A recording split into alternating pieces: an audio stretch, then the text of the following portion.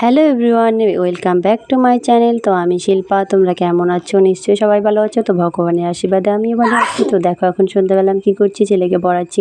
তো সন্ধ্যাবেলাতে না অনেক কাজের চাপ পড়ে যায়। তো সারাদিনে বাসন যত ধুয়ে এগুলো গোছাতে হয়, তারপর কাপড় গোছাতে হয়, তারপর তোমার ছেলেকে পড়াতে বসাতে হয়, চা বানাতে হয়, ছানা বানাতে হয়, তারপর মানে অনেক কাজ পড়ে থাকে। তারপর দেখো এখন এগুলো কাজ সামলে তারপর ছেলেকে পড়িয়ে তারপর যাবো রান্না করে। তো মাছ এনেছে, মাছ ধুয়ে রেখেছি রান্না করে। তো 8:30 বেজে গেছে, তাড়াতাড়ি রান্না বসাতে হয়, ছেলে ঘুমিয়ে পড়বে। তো আমাদের ঘুমোতে ঘুমোতে রাত 12টা বেজে যায়।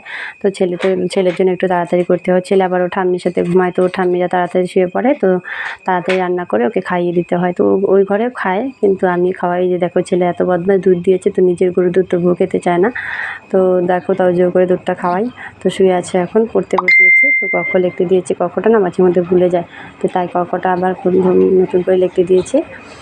তো শুয়ে আছে দেখো, এত দুষ্টুমি করে, আমার ভালোই লাগে না। তো অতটা মানে যখন রাগ ওঠে এত মার দিই। তো ওকে মারা নিয়ে আমাদের বাড়িতে একমাত্র খুব ঝগড়া হয়। দুদিন পর পর আমার শাশুড়ি মানে এত রাগ, মানে ছেলেকে মারলে পরে এটা সহ্য করতে পারে না। মানে আর যাই করো, ছেলেকে মারা যাবে না। আমার ছেলেকে যদি কিচ্ছু বলি তো ওটা ওর ঠাম্মা সহ্য করতে পারে না।